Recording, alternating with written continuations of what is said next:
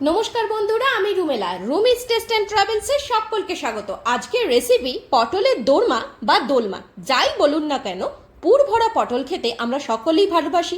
কিন্তু এই দোরমা বা দোলমাটা আমি বানাবো ঘরোয়া সামান্য কয়েকটা উপকরণ দিয়ে, যা বিয়ে বাড়ি নয়, আপনি নিজের বাড়িতেই তৈরি করে নিতে পারেন। সুতরাং দেরি না করে রেসিপিটা স্টার্ট করা যাক। আমি হাফ কেজি পটল নিয়েছি। হাফ কেজি পরিমাণের পটলে উপকরণগুলো যতটা হওয়া প্রয়োজন আমি তাই মতো দেখিয়েছি। আপনারা পটলের পরিমাণ কম বা বেশি মতন সেই উপকরণগুলো বানিয়ে নেবেন। আচ্ছা, পটলটাকে প্রথমে ছুরির উল্টো পিঠ দিয়ে খোসাটাকে, সবুজ অংশটাকে এরকমভাবে ছাড়িয়ে নিতে হবে। মানে পুরো সবুজ অংশটা যাবে না, একটু একটু আঁশগুলো ওপর থেকে ছাড়িয়ে দিতে হবে। পটলটাকে এইভাবে ছাড়িয়ে নেওয়ার পরে আমরা মানে দেখতেই পাচ্ছেন সবুজ অংশগুলো কিভাবে ছাড়িয়ে নিয়েছি। এরপরে চামচের পিছনের অংশ দিয়ে পটলের ভেতরের শাঁসটাকে পুরোপুরিভাবে বার করে দিতে হবে।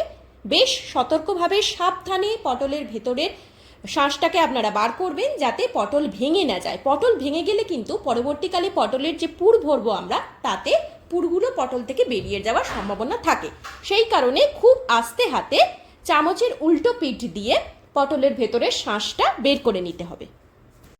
এই রেসিপিটায় পটলটাকে ভালো করে কেটে নেওয়া ভীষণ গুরুত্বপূর্ণ ভূমিকা আছে। কারণ পটলটা যদি সঠিকভাবে আপনারা না কাটতে পারেন, পটলের ভেতরের পুরগুলোকে বার না করতে পারেন, তাহলে ভালো করে পুর ভরতে পারবেন না, আর পটলের শেপটাও ঠিকঠাক থাকবে না। সেই কারণে আমি যেগুলো দেখিয়েছি যেভাবে, সেই স্টেপগুলো ফলো করুন, সঠিকভাবে পটলের দোরমা তৈরি করতে পারবেন। এরপর কড়াইতে 4 থেকে 5 চামচ সর্ষের তেল নিয়ে পটলগুলোকে নুন হলুদ দিয়ে একটু ফ্রাই করে নিতে হবে 3 থেকে 4 মিনিট। খুব বেশি ভাজবেন না, পটল ভাজার মতন করে একেবারে ব্রাউনিশ করে নেবেন না, তাহলে পটল কুঁচকে যাবে আর ভেতরে পুর ভরতে সমস্যা হবে।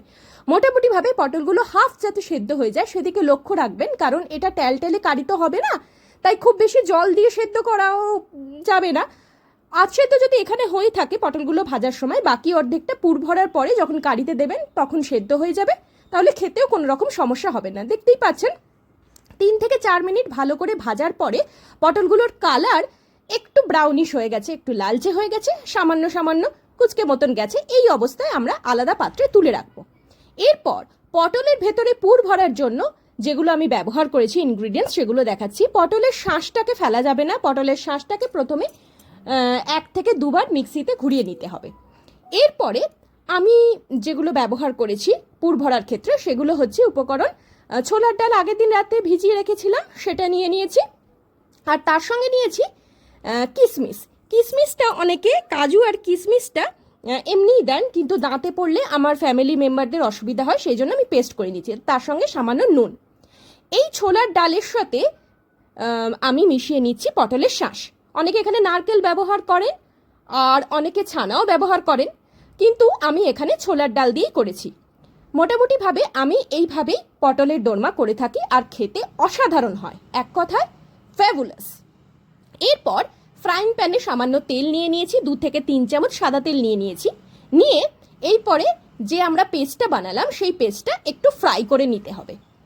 ছোলার ডাল, পটলের শাঁস, নুন আর কিশমিশ, এখানে কাজুটাও আপনারা পেস্ট করে দিতে পারেন কিংবা এমনিও দিতে পারেন। একটু ক্রাঞ্চি ভাব দাঁতে আসবে, অনেকের ভালো লাগে সেটা খেতে, তারাও কাজু আর কিশমিশটাকে ছোট ছোট করে কেটে দিতে পারেন। সেক্ষেত্রে কিন্তু খেতে ভালোই লাগবে, খারাপ লাগবে না। এই পেস্টটার মধ্যে সামান্য অ্যাড করেছি নুন আর সামান্য একটু হলুদ আর জিরে ধনে গুঁড়ো দিয়ে ভালো করে ভেজে নিতে হবে 2 থেকে 3 মিনিট।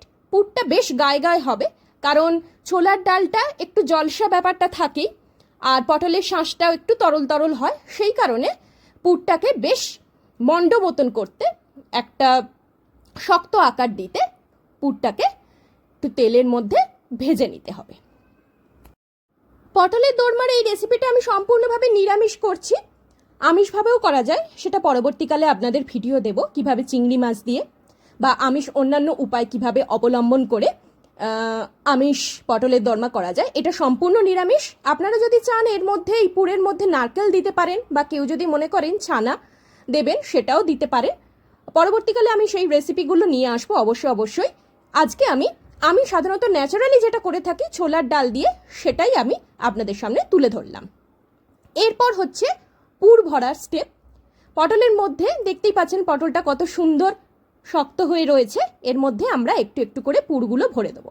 পুরগুলো ভরে আঙুল দিয়ে চেপে চেপে দিতে হবে, যাতে পুরগুলো আলগাভাবে বাইরে বেরিয়ে না আসে, সেদিকে লক্ষ্য রাখতে হবে। সেই জন্য পুরগুলো যখনই ভরবেন তখনই আঙুল দিয়ে চেপে চেপে ভেতর দিকে ঢুকিয়ে দেবেন। একটু একটু করে পুর দিতে দিতে পটলের উপর দিকে চলে এসছে, আর এই একদম শক্ত হয়ে আটকে গেছে। আমি ওই কারণেই বলেছিলাম যে পটলের পুরটাকে কিন্তু একটু ফ্রাই করে নিতে হবে, না হলে ক্যাতক্যাতে ব্যাপারটা যাবে না। বেশ মন্ড একটা শক্ত ব্যাপার হয়েছে। আপনি খুব সহজেই পটলের পুরটাকে ভেতরে আঙুল দিয়ে ঠেলে ঠেলে ভরে দিতে পারছেন। একটা পুর ভরা আমি দেখিয়ে দেওয়ার পরে আর একটা পটলের পুর ভরা আপনাদের দেখিয়ে দিচ্ছি। এটা কিন্তু যখন আপনি কারির মধ্যে দেবেন এতটাই ভেতরে আঁট হয়ে বসেছে যে এটা বেরিয়ে আসার কোনো সম্ভাবনা নেই। দেখতেই পাচ্ছেন পটলগুলো কি সুন্দর পুর ভরে দিয়েছি আঙুল দিয়ে চেপে চেপে। আবার অনেকে পটলের বাকি অংশটাও মুখ হিসাবে বন্ধ করে দেয়, কিন্তু আমার এখানে কোনো প্রয়োজন নেই। এরপরে কারির জন্য যে পেস্টটা লাগবে সেটা বানিয়ে নেব। টমেটো দিচ্ছি যেহেতু নিরামিষ, আদা, কাঁচা লঙ্কা, আর আমি এখানে ব্যবহার করেছি কিছু ভিজিয়ে রাখা, গরম জলে ভিজিয়ে রাখা 10 থেকে 12টা কাজু বাদাম। এই কাজু বাদাম আপনার ইচ্ছা করলে দিতেও পারেন, আবার নাও দিতে পারেন। এরপর যে কড়াইতে আমরা যে তেলে আর কি পটলটা ভেজেছি সেই তেলের মধ্যেই পেস্টটা প্রথমে দিয়ে দিচ্ছি। পেস্টটা দিয়ে ভালো করে কষিয়ে নিতে হবে 3 থেকে 4 মিনিট।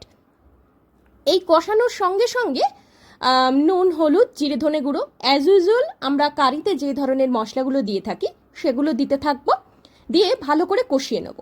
আর একটা মেন ইনগ্রেডিয়েন্টস এখানে দিতে হবে, সেটা হচ্ছে হিং। হিংয়ের স্বাদটা আদার সঙ্গে মিশে খুব ভালো একটা স্মেল আনে। সেই কারণে সম্পূর্ণ নিরামিষ এই রেসিপিটাতে আমি কারিগুলোয় যে পেস্টটা অলরেডি ব্যবহার করেছি, টমেটো, আদা, কাঁচা লঙ্কা, কাজু বাদাম, তার সঙ্গে আমি যখন আমি কষাবো তখন অবশ্যইভাবে হিং ব্যবহার করি। আপনারাও চাইলে হিংটা ব্যবহার করতে পারেন। এইভাবে কষাতে কষাতে প্রায় তেল ছাড়তে শুরু করবে। 5-6 মিনিট ভালো করে কষানোর পরে তখনই আমরা পটলগুলো ছেড়ে দেবো। আর তার সঙ্গে অ্যাড করতে পারেন গরম মশলা। আমি এখানে গরম মশলা অ্যাড করেছি, আপনারা যদি না চান তাহলে সেটা স্কিপ করে যেতে পারেন।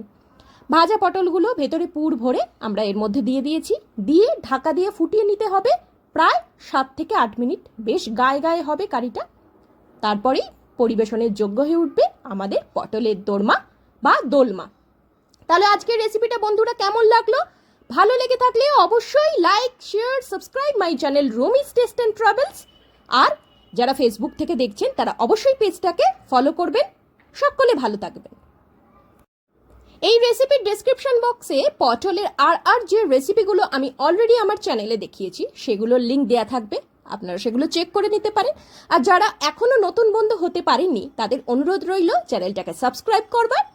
আর যারা ফিডব্যাক দিচ্ছেন তাদের অসংখ্য ধন্যবাদ।